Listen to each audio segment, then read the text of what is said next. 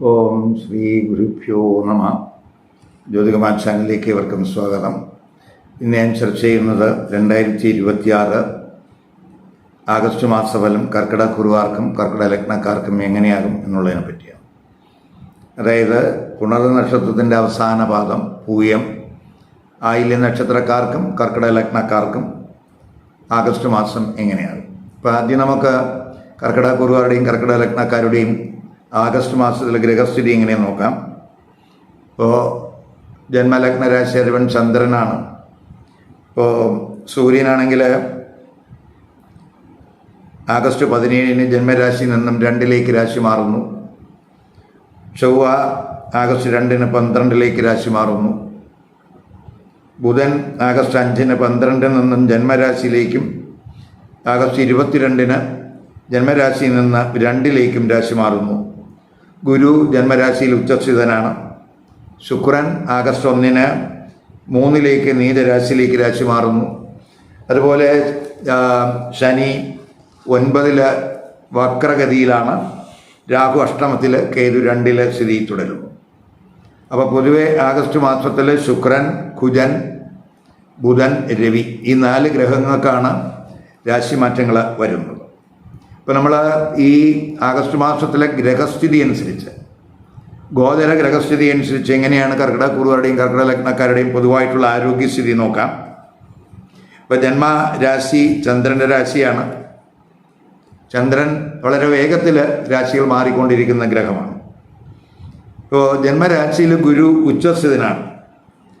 ആ ഗുരു 6ാം ഭാവാധിപനുമാണ്, ഭാഗ്യഭാവാധിപനുമാണ്.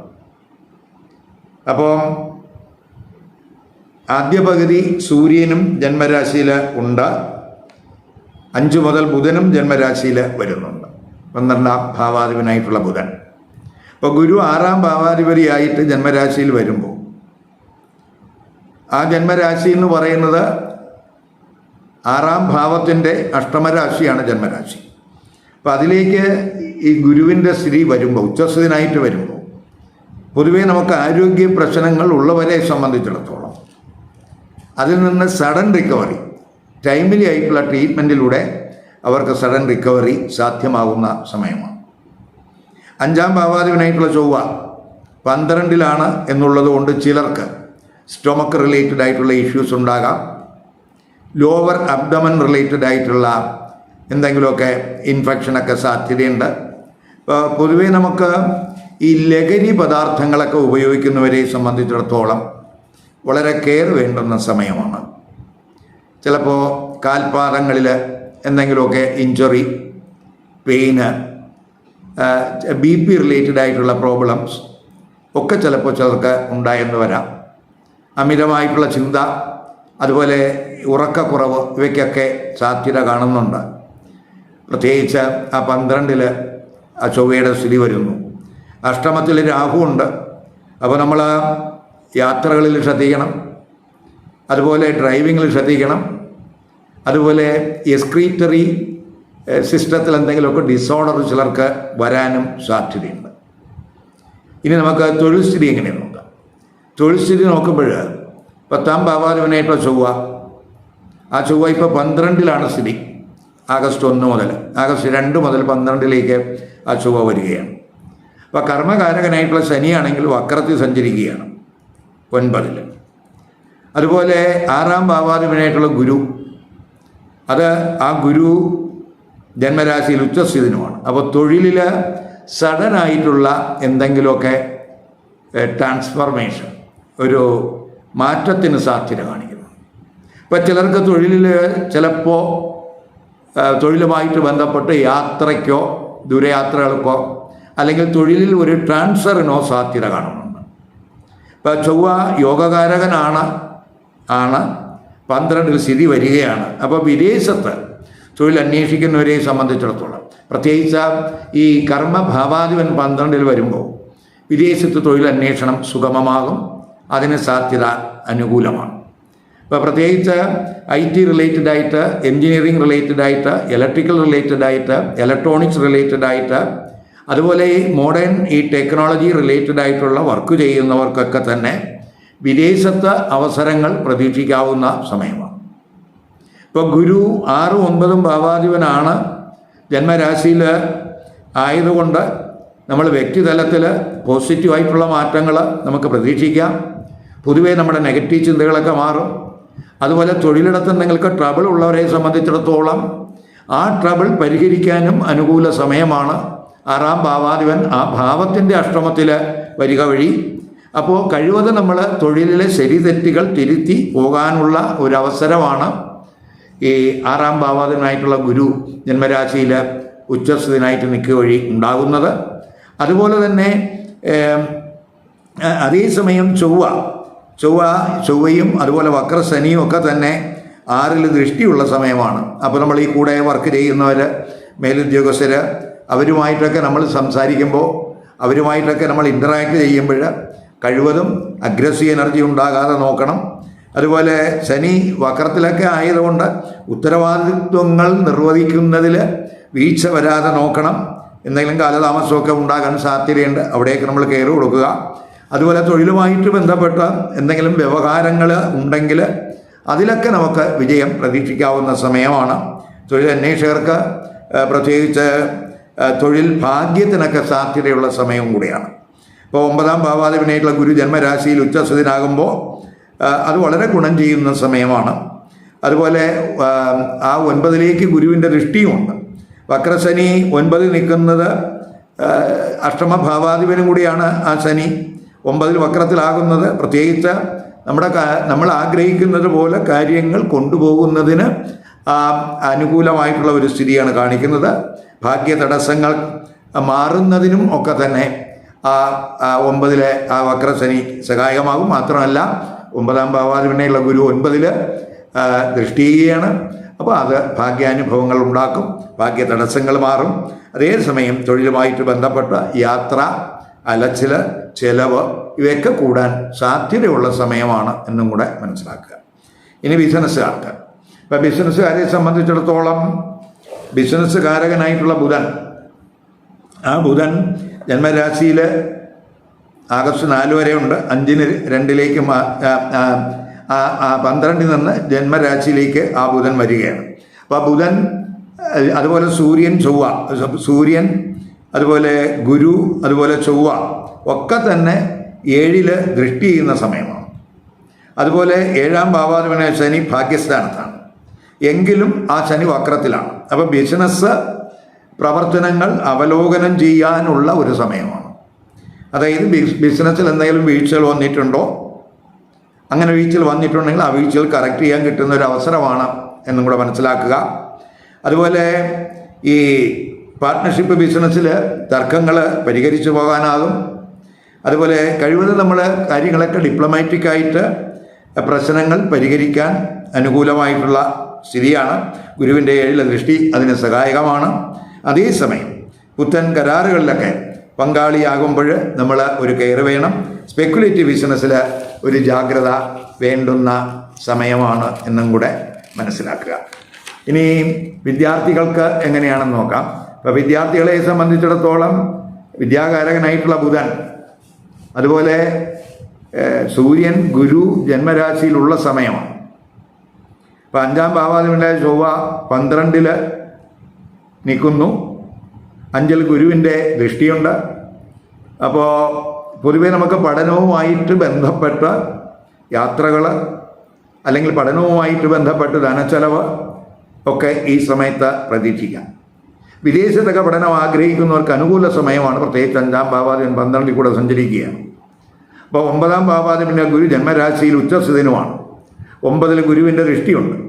അപ്പോൾ അഷ്ടമഭാവാധിപനായ ശനി 9ൽ വക്രത്തിലായതുകൊണ്ട് പഠനം അവലോകനം ചെയ്യുന്നതിനും പഠനത്തിൻ്റെ പോരായ്മകൾ കറക്റ്റ് ചെയ്യുന്നതിനും കിട്ടുന്ന ഒരു അവസരവും കൂടിയാണ് എന്നും കൂടെ മനസ്സിലാക്കുക. പ്രത്യേകിച്ച് 9ാം ഭാവാധിപൻ 9ൽ ദൃഷ്ടി ചെയ്യുമ്പോൾ ഹയർ എഡ്യൂക്കേഷൻ കോഴ്സൊക്കെ ചെയ്യുന്നവർക്ക് അവരുടെ ആഗ്രഹത്തിനനുസരിച്ച് ആ കോഴ്സുകൾ പൂർത്തിയാക്കാൻ കഴിയുന്ന സമയമാണ്. ഭാഗ്യ അനുഭവങ്ങളുണ്ടാകും, ഭാഗ്യ തടസ്സങ്ങളൊക്കെ മാറും. അഡ്മിഷനൊക്കെ ഹയർ എഡ്യൂക്കേഷൻ തലത്തിലൊക്കെ അഡ്മിഷൻ ആഗ്രഹിക്കുന്നവർക്ക്, വിദേശത്ത് പഠനം ആഗ്രഹിക്കുന്നവർക്കൊക്കെ അനുകൂല സമയമാണ്. ഉന്നത പഠനം, ഗവേഷണം ഒക്കെ തന്നെ വിദേശത്ത് ചെയ്യാൻ ആഗ്രഹിക്കുന്നവർക്ക് അനുകൂല സമയമായിട്ട് കാണുന്നുണ്ട്. ഇനി ധനസ്ഥിതി, ധനസ്ഥിതി ചിന്തിക്കുമ്പോൾ രണ്ടാം ഭാവാധിപനായിട്ടുള്ള സൂര്യൻ ആദ്യ പകുതി ജന്മരാശിയിലും അതിനുശേഷം ധനസ്ഥാനത്തുമാണ്. അപ്പോൾ ധനകാരകൻ ഗുരു ജന്മരാശിയിലുണ്ട്, ഉച്ചസ്ഥിതനാണ്. അതേസമയം 11ാം ഭാവാധിപനായിട്ടുള്ള ശുക്രൻ 3 നീചരാശിയിലാണ്. അപ്പോൾ ധനവരവിൽ ഒരു ഫ്ലക്ച്വേഷൻ ചിലപ്പോൾ ഉണ്ടാകാൻ സാധ്യതയുണ്ട്. എങ്കിലും ഈ ഭാഗ്യഭാവാധിപനയിൽ ഗുരു ജന്മരാശി നിൽക്കുന്ന സമയമാണ്. ധനകാരകനായിട്ടുള്ള ഒരു ഗ്രഹം ജന്മരാശിയിൽ ഉച്ചസ്ഥിതനാകുമ്പോൾ ധനവരവ് ഉണ്ടാകും. അതുപോലെ നമുക്ക് ഈ 11ാം ഭാവാധിപൻ നീചസ്ഥിതനാകുമ്പോൾ ധനവ്യയത്തിലൊക്കെ ഒരു കെയർ വേണം. സമ്പാദ്യം വർദ്ധിപ്പിക്കാനുള്ള ശ്രമമൊക്കെ ഈ സമയത്തുണ്ടാകും. അതുപോലെ റിയൽ എസ്റ്റേറ്റ് ബിസിനസ്സുകാർക്ക് അല്പശ്രദ്ധ വേണ്ടുന്ന സമയമാണ്. 4ാം ഭാവാധിപനായ ശുക്രൻ നീചരാശിയിൽ നിൽക്കുന്ന സമയമാണ്. അപ്പോൾ ഈ പ്രോപ്പർട്ടി റിലേറ്റഡ് ആയിട്ടുള്ള 3ലാണ് ആ നീചരാശിയിൽ വരുന്നു എന്നുള്ളതുകൊണ്ട് പ്രോപ്പർട്ടി റിലേറ്റഡ് ആയിട്ടുള്ള കാര്യങ്ങളിൽ ഡോക്യുമെൻറ്റേഷനിലൊക്കെ വളരെ ശ്രദ്ധിക്കേണ്ടുന്ന സമയമാണ്. ഫിനാൻസ് റിലേറ്റഡ് ആയിട്ടുള്ള വ്യവഹാരങ്ങളിലൊക്കെ ചിലപ്പോൾ നേട്ടം ഉണ്ടാകും. കടബാധ്യതയൊക്കെ കുറയ്ക്കാനാകും. പ്രത്യേകിച്ച് 6ാം ഭാവാധിപൻ ജന്മരാശിയിൽ ഉച്ചസ്ഥനായിട്ട് നിൽക്കുകയാണ്. അപ്പോൾ വക്രശനി 11ൽ ദൃഷ്ടി ചെയ്യുന്ന സമയം കൂടിയാണ്. അപ്പം പ്രത്യേകിച്ച് വരുമാന സോഴ്സുകളിലും അതുപോലെ സൗഹൃദങ്ങൾ, സാമൂഹ്യ ബന്ധങ്ങൾ ഇവ വഴിയുള്ള ധനവരവിലുമൊക്കെ ഒരു അവലോകനം ഈ സമയത്ത് ചെയ്യാൻ സാധ്യതയുണ്ട്. ഇനി വിവാഹം, ദാമ്പത്യബന്ധം, കുടുംബജീവിതം എങ്ങനെയെന്ന് നോക്കാം. 7ാം ഭാവാധിപനെ ശനി 9ലാണെങ്കിലും വക്രത്തിലാണ്. ശനിയെ ഗുരു ദൃഷ്ടി ചെയ്യുന്നുണ്ട്. 7ലും ഗുരു ദൃഷ്ടിയുള്ള സമയമാണ്. ഇപ്പോൾ വിവാഹ ആലോചനകളൊക്കെ ഉണ്ടാകും.